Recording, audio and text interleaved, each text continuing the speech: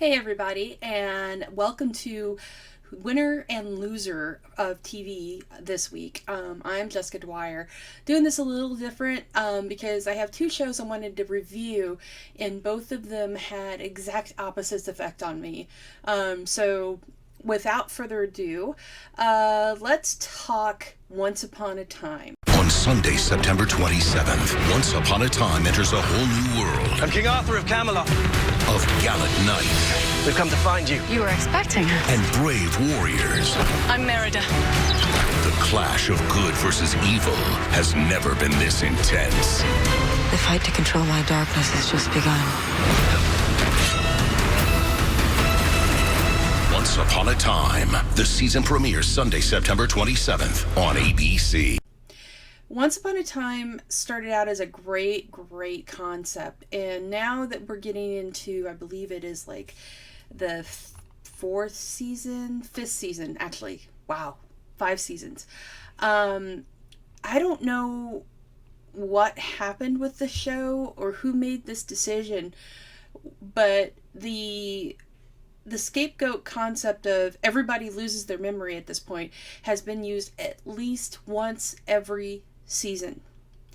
And this season they did it again, and at this point I can only imagine the amount of brain trauma and brain damage that all of these characters have, because they basically have Swiss cheese for brains because of all the memory loss. More than Giles, probably from Buffy, who ended up getting hit on the head nearly every season at least twice.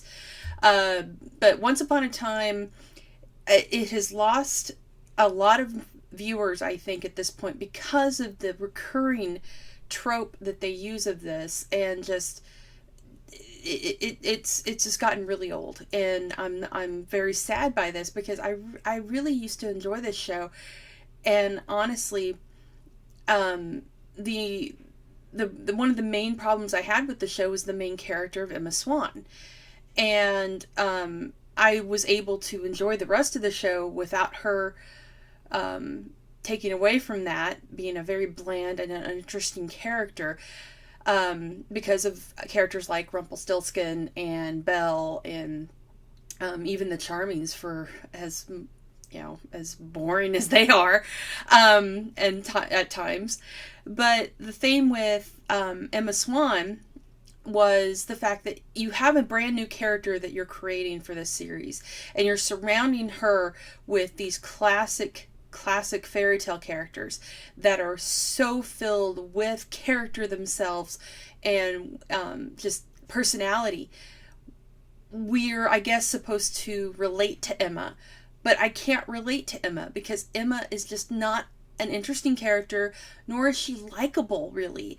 She's abrasive, she comes off harsh, even when she's supposed to be emotional. I don't buy it, and I just don't like her character. She's not likable, and I find that was from the very beginning of the show. I really didn't like her, but I watched it because I liked so many of the other characters in it. Well, here we come to season 5, and Emma is becoming like super center stage with this one because of the whole dark swan that they're doing with her, where she's become the dark one, and with her great sacrifice that she did. And I thought, okay, here's an opportunity to make her interesting, to make me care, to make her have some sort of personality in this show. Make her a female equivalent of Rumpelstiltskin, someone that's, like snappy with the dialogue and dresses snazzy and is really cool. I was hoping for that. I saw some of the photos that they had released of her in that really cool black outfit. I'm like, okay, this might be the opportunity. This might be it. No, it isn't at all. Just in the few moments of screen time that we have her as Dark Swan, she just comes off as bland and uninteresting and just frigid. And that's not a Frozen joke. There's nothing there. It just doesn't I don't care. And even during the times that she's talking to the dark one inside herself, who's represented by Rumpelstiltskin, she just comes off as annoying. Her face doesn't really move that much. It's just bland and uninteresting, and I just didn't care. And then you have the whole idea of half the town decides to go save Emma and go in Granny's and go there via the portal, and the Charmings bring their baby. They bring their baby son to go into a giant tornado, basically. What? That just made no sense at all. You would think that they would leave their child with someone they trusted back there, but no, we'll take the little newborn baby into a tornado because Emma.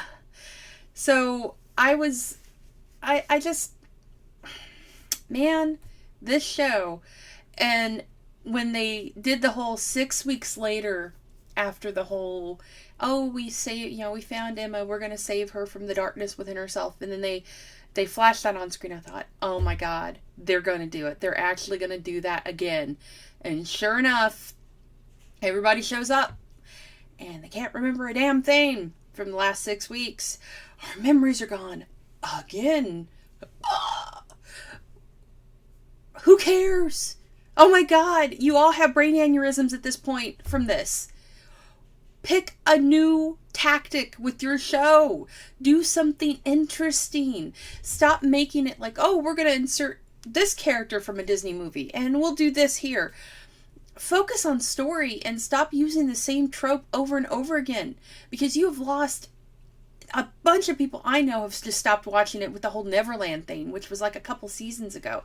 And then they did the whole Frozen thing, which was so boring. No one cares. They had so many cool ways they could have went with the series, with the whole different worlds thing. But instead, they keep focusing on the same stuff, doing the same tropes. I was hopeful for the whole Camelot aspect, but now I don't care because we don't have any memories. I just don't care, and it's sad. So I don't know if I'm going to continue watching Once Upon a Time, because I've seen this 4 times already, and I don't care. And Emma as a bad guy, it's just doesn't do anything for her character. There is no character. Emma is a bland, uninteresting character surrounded by far more interesting characters, but we don't really get to see anything from them because they're making it all about Emma, especially this season, at least the first half of it. So no, not going for it. Just they had so much potential with the whole other realities thing. They had that whole deal with Dr. Frankenstein, which they've completely lost. I would have loved to have seen that. They could have went into different worlds and different books, but no, they're kind of just focusing on, hey, we can put Meridia in here from Brave because we own that. Well, you know what? Public domain has all of these other characters that you could be picking from and mixing it up, but you're not doing that. And because you're not doing that, and because you're focusing on these same plot devices over and over again, you've lost another viewer. I just don't care. I really just don't. Kind of the flip side to that, as I said, we have a loser, which I just talked about, and a winner, who I'm about to talk about. Gotham. A new day. You're damn right. What if everybody started saying that? Gotham would tremble. Everyone's gonna think you're going nuts. Yay, Gotham! They want mass panic. You ain't seen nothing yet! The laugh is fabulous. Use that. Gotham just went in the first 2 episodes of this season. I was like, okay, are they really going to make it this good? I'm going to tune back in on episode 2. The first season of Gotham, it's no secret that I really didn't like like the first half of that season. It was another one of those Agents of Shield things where I kept with it because I had inkling of hope that the show would turn out great. And halfway through the season, it started getting really good, had really great guest stars, really great plot, and then at the end of the season, it nailed it. It went really, really awesome. So, second season of Gotham, I was really excited, and especially because I saw that they were going to make it all about the villains. And they'd actually given James Gordon some balls and made him an interesting character, which he had to be, just like I said. The same thing with Emma Swan. You have a character that needs to be far more intriguing than a bland, regular, not even regular, just bland character, because you're surrounding them with characters above and beyond, filled with personality and characters, and very interesting. There has to be something there. And at first they weren't doing that. But now they have made James Gordon a very cool character. He's troubled, he's gone down some dark paths, and yet he's still trying to stay stolid in this cesspool of Gotham that he's found himself in. This season, they've already made him even more badass. They have introduced classic characters in their early days and new characters who are interesting. And they managed to do, and a lot of people have been talking about this, they've made Barbara, who was such an annoying character last season that no one cared about, into a badass villain. And I'm loving it. And this last episode, which was called Knock Knock, first there was Damned If You Do, which was the first episode of the season. And that's where we meet Theo Gallivan, who is played by James Frain. James Frain, you better not die. You always die. James Frain is sort of my Sean Bean, and everything he's in, I absolutely love him. And 9 times out of 10, he croaks like within 3 or 4 episodes. I don't want that to happen. Please don't kill him. Please let him live at least this season. Please. True Blood didn't do it. Please don't be a True Blood. Please don't be a Sleepy Hollow. He did it on Sleepy Hollow too. It's like 2 episodes and he was dead. No, okay, I'm done begging, TV gods. But this episode, just, my God, everything happened. Tons of people died. And, you had the whole, the relationship between Alfred and Bruce Wayne went even deeper. And you actually had him almost throw Alfred out. And this is the episode where you find out that Alfred is the one that's going to train Bruce on how to be a badass. There's some great scenes with him and Lucius Fox. And then you have the entire thing that goes down at the police station, which is just brutal and amazing. You have a bus full of cheerleaders, which I wonder if that's like a big FU to heroes that's going to be set on fire. And you have some super great nods to previous DC movies and works, such as the Jerome Joker, using the close-up of the video camera on his face with the giant red blood stain on his mouth. And that was just phenomenal. He's really, really making me happy as the Joker / Jerome. That whole aspect was great. There was some other nods to things in there too that I'm not... The whole thing with Barbara right now, I love that she was wearing those red gloves because you totally got a Harley Quinn vibe from her in that scene. I love the stuff going on with the Riddler where they have him basically talking to himself and he's nuts. This show is just really doing right. They're really hitting their stride with this, and I hope they can keep it up. I hope this stays. 100% less Fish Mooney makes me happy.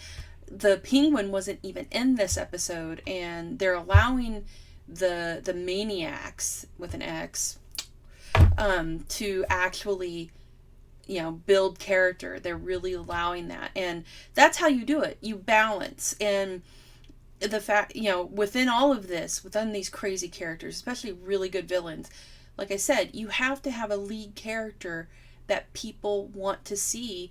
The good guy needs to be at least as interesting, at least somewhat interesting. And that's why I like Donald Logue in this as Bullock, because he's an interesting kind of a gray area character, and they brought him back. And the way they did that was very touching, and it made sense. And it just was really well done, and I'm very happy they've gotten to that point with this show. So Gotham, that's how you do it. Gotham is doing right. Once Upon a Time is relying on way too many of the same plot devices. They have a bland, uninteresting, I just don't care character as the center of it, and they really shouldn't be doing that. And they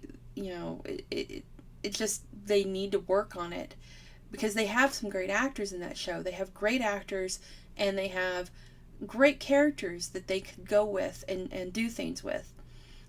But they chose not to, and now it's just, no one is going to be, they're going to be losing more, I think, viewers, just from the people that I have talked to. So, like I said, so many just left after the whole Neverland thing. They didn't even bother with Frozen, because at that point, they were frozen out. So, yeah. So, winner, Gotham. Loser, Once Upon a Time. I will be back next week to talk about the Blacklist, because it's back. The Blacklist. Red Reddington. So, this is Jessica Dwyer signing off. Talk to you next week.